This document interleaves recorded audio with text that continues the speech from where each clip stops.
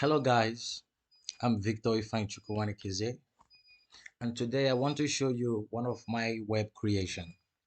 It is an ERP system. ERP is a short form for Enterprise Resource Program. So it is an ERP system designed for one of my clients early this year. And today I want to show you how it works. You launch your browser and go to the website www.samkenventures.com stroke ERP. But first, let's see samkenventures.com. It's loading. Here is the home page. But because we wouldn't want just anyhow random people to see the portal, that's why it's hidden in the folder called ERP. So when you enter it, it shows you the login screen. Now you enter your email as well as your password. If you enter the wrong email, it's going to reject, invalid username or password. It's going to reject your entry unless you enter the correct credentials. So I sign in. Upon signing in, you are referred to the dashboard. And here we have the season's greeting, wishing you in this Christmas and wishing you joy in this Christmas and prosperity in the coming year. Thank you for being such an important part of what we do. We hope to serve you better in 2022 on behalf of the VOS team. So this is the dashboard, like you can see, your daily calendar. Here's the stock count.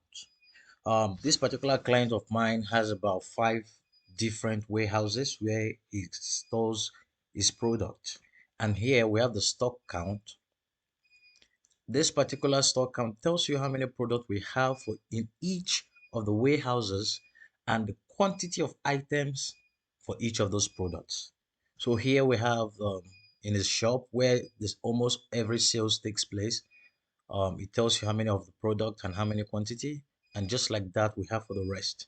Here is the calendar, just like you can see. Then we have the activity log. This activity log tells you what users do on the system. It reports to you when each person logs in. It reports to you when a sales is carried out. It reports to you whatever a user does on the system. This is just to keep record of whatever activity a user does on the system. For example, you can see Gift Jennifer sold goods worth of 82,280 naira to Anu Oluwapo Agbalegba at 11:51:49 a.m. December 22nd, 2021. It keeps record of activities, and now we have the total activity reports. It is 300, but then we can still fetch for since when the system was launched. And we also have what we call the specified report. These specified report are important information that is required by, let's say, the director of the organization to know when goods entered and to know when the goods was moved out. So that is what this specified report does. Here we have the low stock alert. Here it tells you when your stock is about to get finished. For each of those products, it's telling you that this particular one is running low, and it's telling you how many is left. 52 is left of so number 732. So 52 out of is what is just left. So that's all you see on the dashboard. Also, you come to inventory, which is the part that takes record of all your products. Now, when you click on your inventory, first of all, it shows you your collective stock record. Collective stock record, everything that you have as a product. Here, he tells you the names of those products, the cost price for at which you bought them, the quantity it was supplied to you, how many of them is available, how many have been sold out, and at what selling price are you selling.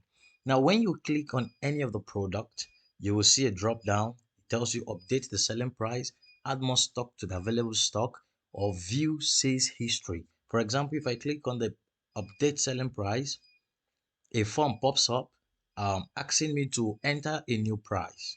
but I'm not ready to enter, so I'm going to close. If you click on add more stock to available stock, it's going to tell you how many new quantity of this particular product came in, uh, which you want to add to the system. Let's say we have 100 added to what we have before. Initially we have 8,000 8,047, and now if you add 100 to it, it's going to become 8,147. But we are not ready to add because these are live data. Also, you can click on view sales history. I want to know how these goods have been sold in my shop, in my company. When I click on it, it tells me the name of the product and the sales history.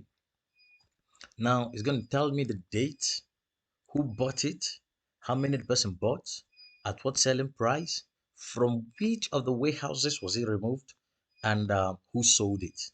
So it's going to keep that record for me. In the end, it's going to tell me the total number of quantities sold, and then you can still see more. You can still see more. You don't need to refresh to see more. By the time you just click on this paginations here, it's going to show you um, the list of the uh, what has been enumerated for you. So I go back to inventory. This all for the collective stock record. Now we want to see how many product or which product we have in the various warehouses. Now this is shop. These are the product we have in the shop. In Kano Street, as Kano Street 1, we have all these products available. You can see the list goes on, and on. Um, and in my own calculation, we are having over 1,000 of this product here. Now you come to another warehouse, another warehouse, another warehouse, another warehouse. It's going to show you all the warehouses we have. And if we continue to open more warehouses, they keep listing here. So that is what it does. Now we have a button called add new stock. If a product is not listed here, you can add new. If it's an entirely new product you've not sold in the shop before that is recognized by the system, you can add it. You can add a new product. But if it's an existing product you have sold before and the system have captured the database or the data, instead of you to re-enter the name again, for you to avoid data redundancy, the system keeps list of all the products you've ever sold in that shop. So all you just have to do is click on the particular name of the product you want to add to it, then the quantity you want to add, the unit price and the selling price. And it tells you, please review your entries before you submit. And when this information are correct, then you can go ahead and submit. If you're not ready to add new product, you hide it. We have what they call warehouse request form. Because we want the system to keep record, whenever a goods is to move from warehouse A to warehouse B, a form should be carried along, and the system designed the form for that. Now, in this form, it's going to ask you from which warehouse is making the request, it is granting the request, and which warehouse is making the request. That is why you're saying from so warehouse to another warehouse. Who is requesting it? What date is this person making the request? Now these are the entries, the data you need to enter, and then the person who is requesting has got to sign. Then the person who is releasing the product to has got to sign. With this, we're going to have a manual record of it as well as um, a digital record of it. This is where it's done. The moment the warehouse request form has been filled, you come back to the warehouse where it is demanded, then you enter it. Now, for example, when you click on move product, you see select warehouse to move product from. I want to move product from, let's say, from Ondo Street. I want to move it to, okay, which product do I want to move from Ondo Street? By the time you click on Ondo Street, it's going to show you all the product in Ondo Street. You click another warehouse, it's going to show you all the product in that warehouse. So the moment you click, automatically in split seconds, it pops up the list of items available in that particular warehouse. Now you enter the quantity you want to move. That's this. Yeah, because we've not selected, You cannot enter quantity. You've got to choose the product you want to move, and then it's going to tell you how many of that quantity we have in so warehouse. So it's going to tell you how many we have, which you can type. Let's say you type 50. It's not up to 50 from my, yes, it's not up to 50. So let's say 33. Now the destination warehouse, where are you moving them to? Let's say we are moving from Kano Street 1 to Ondo Street. And here it says, please review and confirm your selection before you submit. Confirm your selection before you submit. When you click on submit, what it automatically means is you have carried out this process manually. You've carried out this process physically. You've moved that number of product from so warehouse, from warehouse A to warehouse B, because whatever you tell the system, whatever you key into the system is supposed to be a reflection of what has happened in reality.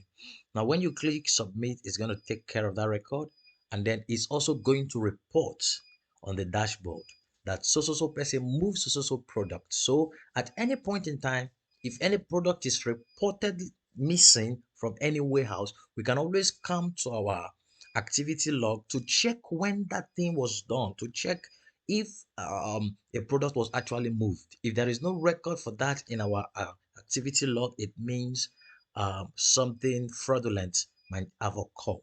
That is why the system is in place to take record of activities.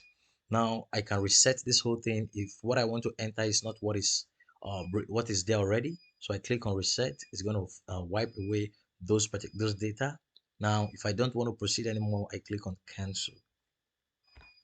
So that's all for the inventory. Although there is still more to it. When you enter a new product, it's still not going to reflect among your collective stock record. It's not going to reflect there until you move to a particular warehouse. Then it's going to now be recognized as a product that has been moved to a warehouse, because every product is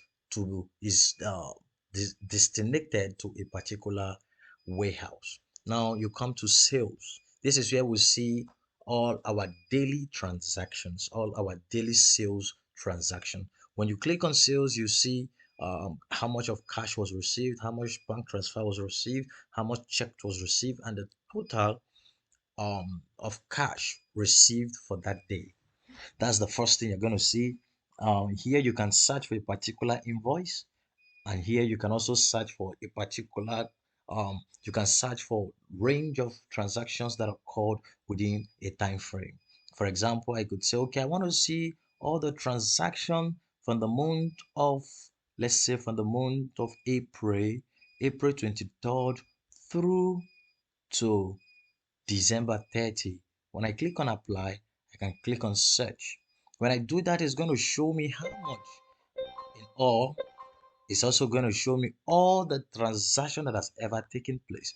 It's going to show you the order number so that you can see the invoice. It's going to show you who the customer was. It's going to show you the number of items bought. It's going to show you the total amount. It's going to show you the total amount paid. It's going to show you if the person is owing you, and then it's going to show you who bought it. For example, let's click on this order ID to see the invoice.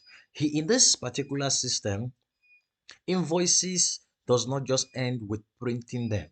When you print, you can also view in later time. You can view an invoice of 2 years ago. You can view it now on the system, because every invoice is kept in the system. So when you click on it, you're going to see this is the invoice. It's going to the customer details, the order ID, the date, who sold it. Now it's not going to give you the list of products the person bought, their quantities, the prices, the amount, and from which site, from which warehouses were they taken from. It's going to show you the total, how much the person paid, the amount in words, and the balance. Here we have the revoke transaction. During the design of this system, it was reported that certain times people buy goods and they return it, and we are not able to key it back into the system. The system is not able to process this particular activity, and therefore they would want a situation whereby you can revoke a transaction, um, perhaps um, remit the money back to the customer, or re-enter the transaction again. So that is why we have this revoke transaction, which is only peculiar, or it's a privilege given only to the admin, not to all staff. So when you click on revoke transaction, it's going to show you.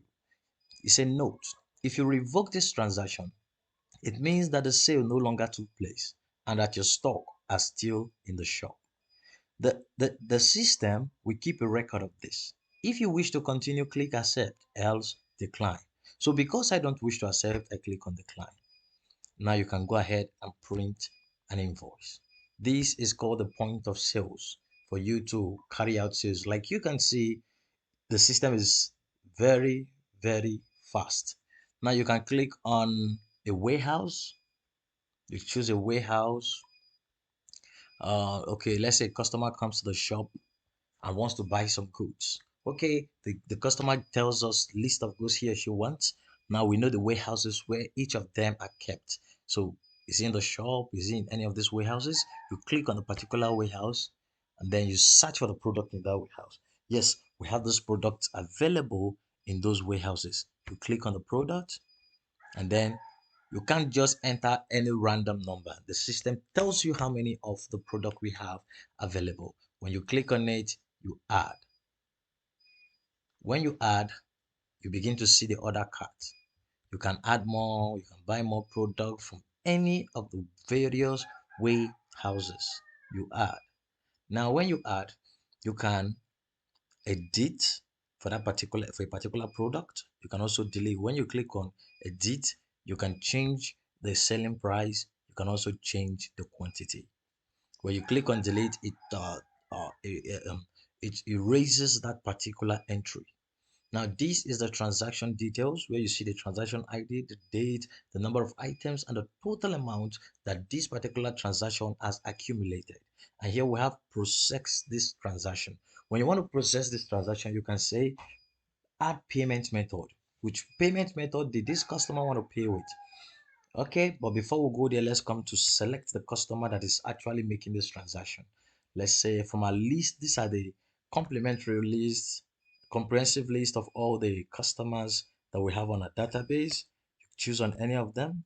And if this is a new customer, what you have to do is you click on add new customer. You add this customer automatically, the customer is added to the database. Now you choose your add payment method. You can pay with the three methods. We have the cash, the transfer, and then the check. You can pay with any of the three. Okay, let's say for now we choose cash. And then this person is supposed to pay 23,700, but let's say this person is paying 20,700 with cash. The system receives it. Then it's telling us that we have balance. You can add another payment method. So it's going to ask you this 3,000, how do you want to pay it? Let's say you want to pay now with transfer. You add. So you can see the system captures that cash was collected 20,700, transfer was made. Now there is no more balance. You can proceed with checkout. Now, before you check out, the system wants to confirm again who is that customer. So when this is happening, just for you to be sure, it takes away the customer name again. Then you come back because this is the final stage. You choose the customer and then you proceed with checkout. I'm not going to check out because these are live data. So it's seen from whatever location that this system is being used, and then whatever entry I make here now is going to reflect. Therefore, I'm not going to continue. So what I have to do is I empty this cart. I cancel this particular transaction.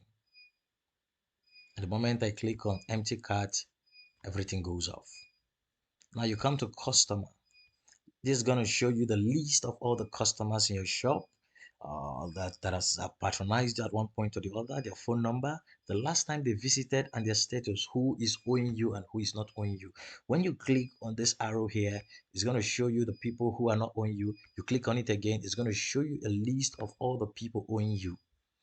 So you can click on a customer, maybe you want to see details of that customer. Let's just go to this and you see trade fair. Okay, it's going to tell the full name, the business address, the phone number, the purchase level. This purchase level is to let us know how many times a particular person has patronized us and what level can we grade them. The last time this one came to the shop was on the 22nd.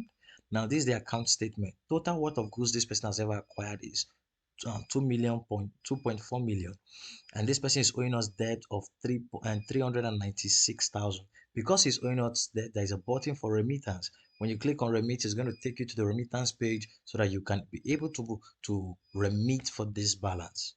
Now, this is the other history. It's going to show you all the product, all the invoices that this person has with us, all the various invoices at the point the bought goods. You can see this person visited the shop first on the 22nd of May 2021 at 9:37 a.m. So when you click on this, you're going to see the particular receipt that was issued to him on that day. You click here, you're going to see the receipt that was issued on the 2nd of June. You're going to see just like that on the 1st of July. You're going to see or the consecutive receipts we've ever issued to this person. Now we also have the remittance history. This person has been owing us some money. How has he been paying? This is going to keep a record of the breakdown on how remittances were made. So the next button we are having here is remittance. You can click here and it's going to take you to the remittance page, or you come to this remittance. When you come to remittance, you are there right at the remittance page. Now we want to know the customer. This is going to show you the list of all the people owing us.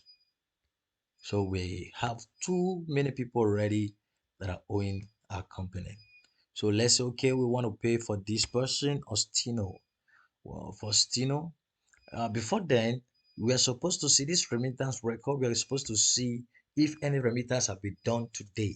If any remittance has been made, it's going to be listed here. That is why it said there is no remittance today. Nobody has remitted money today. So let's say we want to now remit for Ostino Newi. When you click on search, it's going to fetch all the data, the debt record for this particular customer. So debt incurred order.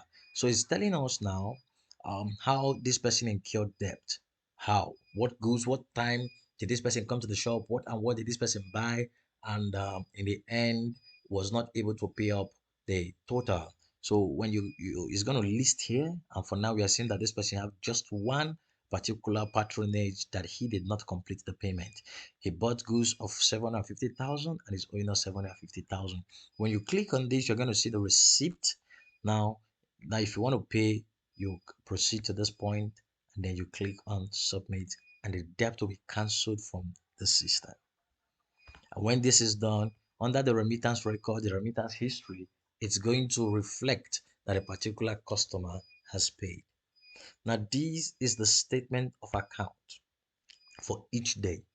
It's going to show you the statement of account for each day. It's telling you now that so far for today 1.9 million has been sold, and this is outstanding debt by some of our customers, 278,000 naira. And then it's going to show you how who these customers are, how did they pay their money, and who is owing you among them. The one that is owing you is going to be marked with a red flag to let you know that to draw your attention to this particular customer, so you know that this person is owing. So we have Stevie Ekiti owing us. We also have Gentle Lion owing us. So you can also come to reports. We have reports. Report is going to show you unallocated shipment, all the shipment in the system that have not been posted to any of the warehouses. You just key them in, but then they are not yet in the system. So there, for now, we have no unallocated shipment. All the shipment that came, all the consignment has been moved to their respective warehouses. Now we have warehouse allocation. The warehouse allocation is going to show us all the list of the product and the way they were allocated to the various warehouses. Which warehouses can we find them? How many of them can we find in those warehouses? So here you can see the users. When you click on settings, you can see the users and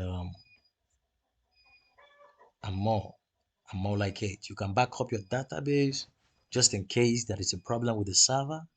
You can also create new store. When you click on create new store, maybe for example you opened a new warehouse, that's going to help you so that the system can capture that a new warehouse has been opened by this company, and it's going to be listed next after this.